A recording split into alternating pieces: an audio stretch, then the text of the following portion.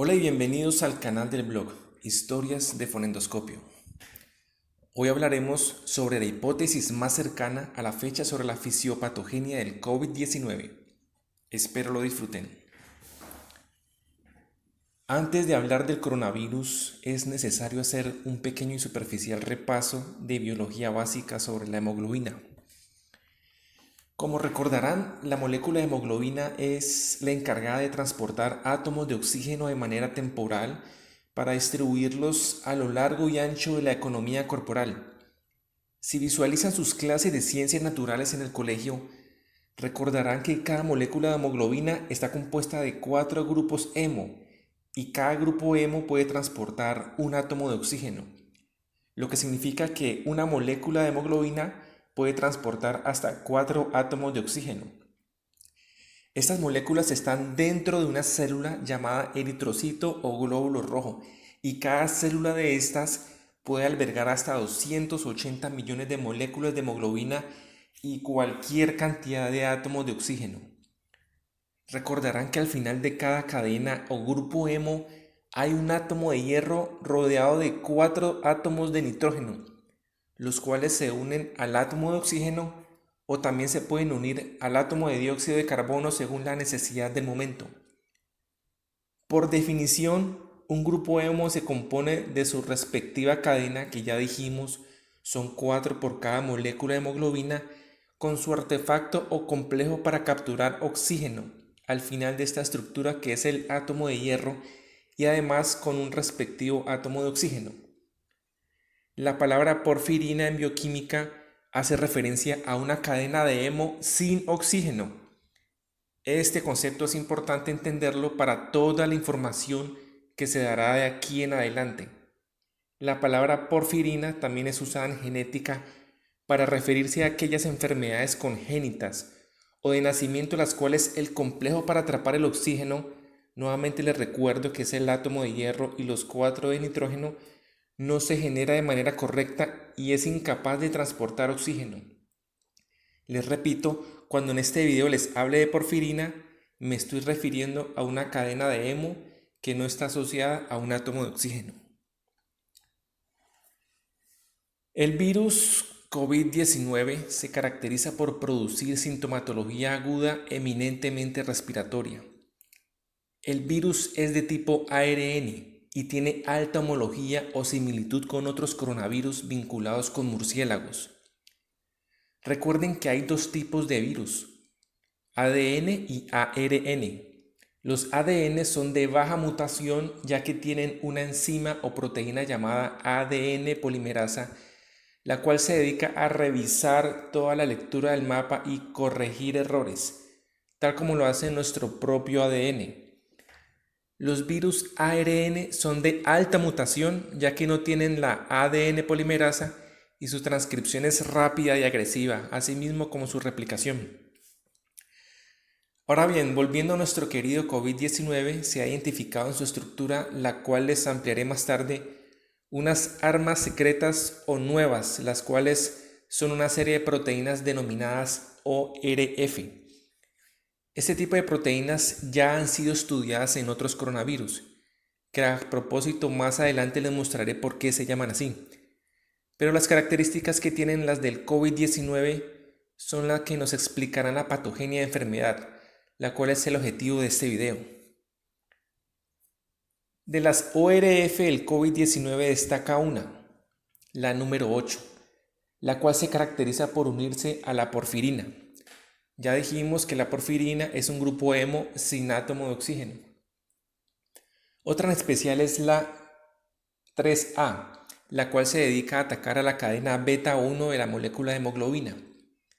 ¿Se acuerdan que les dije que habían 4 grupos hemo? Pues 2 de ellos son denominados alfa, alfa 1 y alfa 2, y los otros 2 beta, beta 1 y beta 2. La manera como la ORF3A trabaja es disociando el oxígeno de la cadena beta 1, convirtiéndola en una cadena sin oxígeno, es decir, en una porfirina, para que así la ORF8 se adhiera a ella.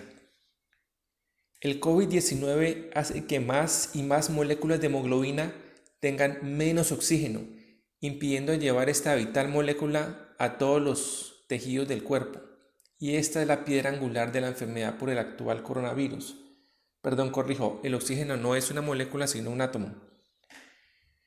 El primero en verse afectado es el pulmón, ya que el intercambio oxígeno, dióxido de carbono que se da en la membrana alveolo capilar es ineficiente, ocasionando que se acumule cada vez más dióxido de carbono. Eso explicaría la sensación de disnea o falta de aire en gran parte de los pacientes.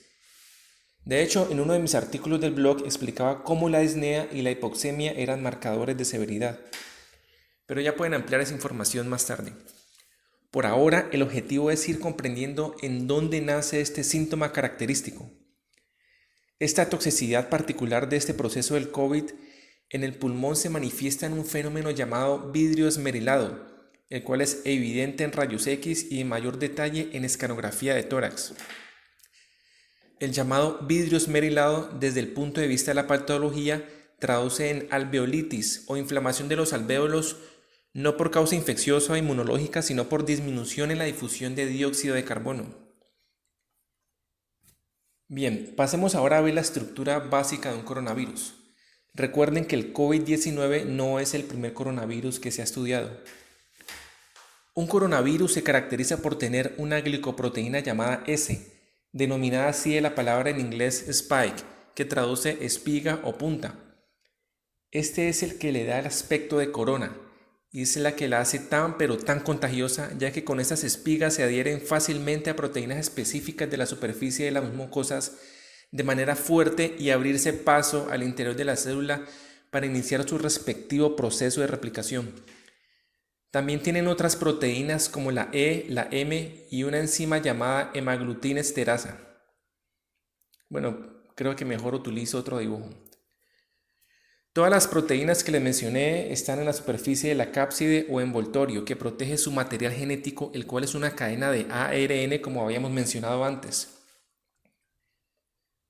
Lo que no aparece en estos dibujos son las proteínas no estructurales o armas exclusivas del COVID-19, las cuales son las ORF 1AB, 6, 7A, 10 y las infames 3A y 8. Las proteínas S y las ORF del COVID-19 son diferentes al de otros coronavirus y su efectividad es de lejos mucho mayor. No por nada es el primer coronavirus que a la fecha tiene al planeta de rodillas. El COVID-19 es el coronavirus perfecto y hizo una mutación que desde el punto de vista de la genética es digna de admirar. Bien, pero no me hagan distraer en mi explicación. El receptor que usa el COVID-19 para entrar a las células del tejido mucoso, principalmente del tracto respiratorio alto, es una llamada AC2. Sin embargo, a la fecha de elaboración de este video no es del todo claro su mecanismo detallado de ingreso a la célula. Se cree que es mediante el mecanismo de fagocitosis. Cuando se estudia a un paciente sospechoso de infección por COVID-19, se encuentra en su componente sanguíneo disminución de la hemoglobina, aumento de la ferritina sérica, elevación de la PCR y BCG, los cuales son marcadores de inflamación aguda, así como la deshidrogenasa láctica también se eleva notoriamente.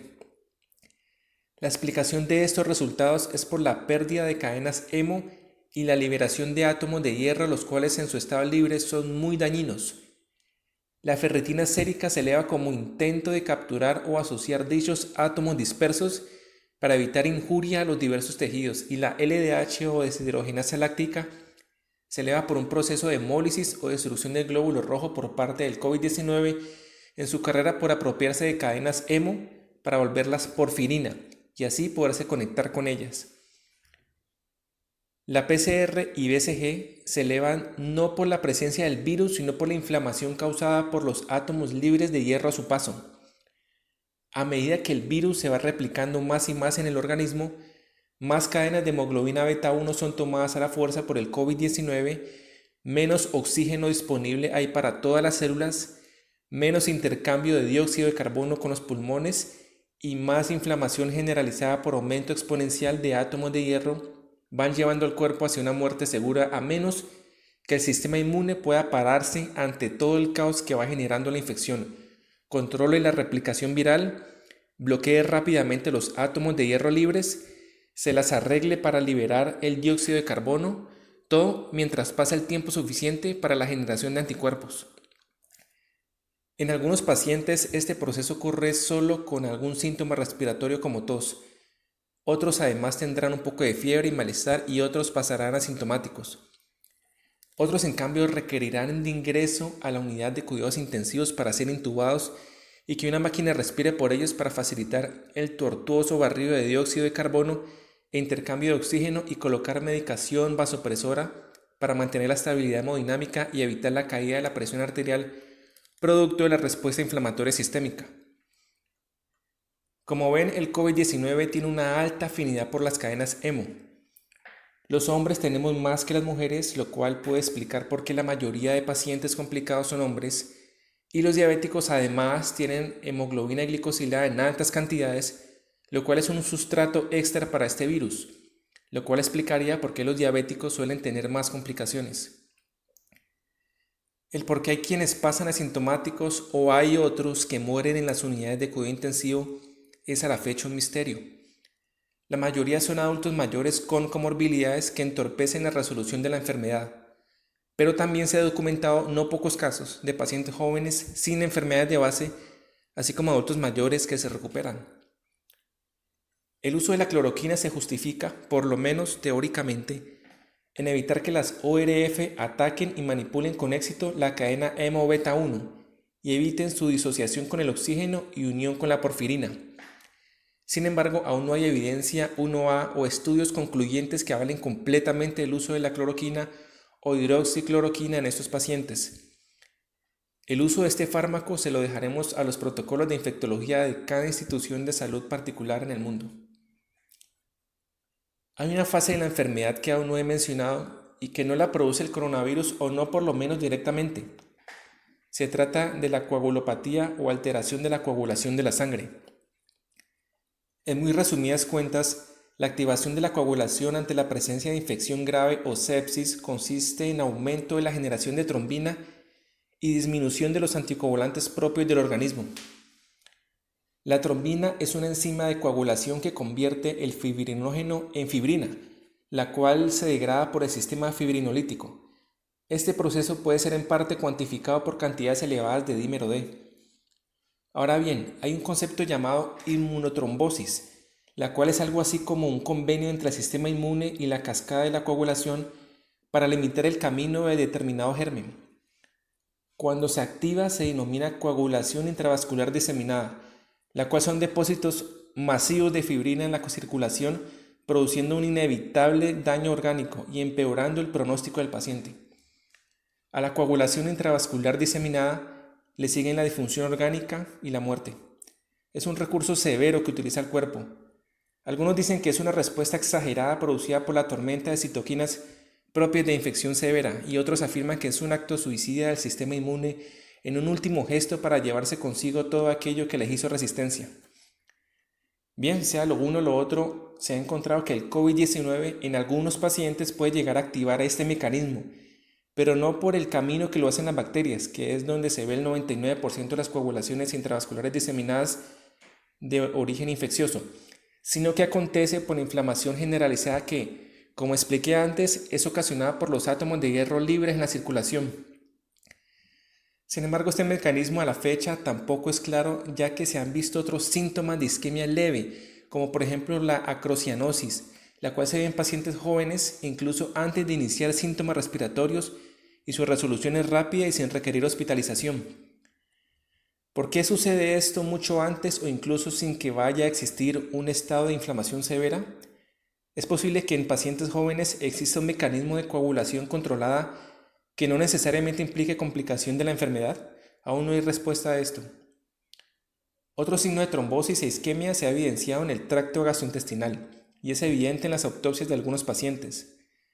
No todos los que fallecen lo hacen por la coagulación intravascular diseminada, no todos los que la presentan mueren y no todos los que mueren por ella presentan isquemia intestinal como primer paso. Los fenómenos de la coagulación y el COVID-19 aún distan mucho de ser entendidos. Ahora bien, se estarán preguntando por qué la obsesión del COVID-19 con la porfirina. Me la he pasado la mitad de este video hablando de eso, pero ¿por qué es el caballo de batalla de este coronavirus? La hipótesis más cercana es que este virus aprovecha la alta permeabilidad de la porfirina para estar presente en secreciones como la saliva, mucosidad de las vías respiratorias altas, las heces, la orina y la sangre.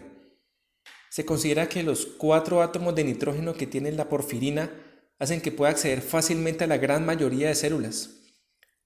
El antiviral favipiravir ayuda a entorpecer, junto con la cloroquina, la unión de la ORF8 a la porfirina. Sin embargo, en varios estudios, pacientes con esta combinación no han tenido una mejor respuesta a la enfermedad.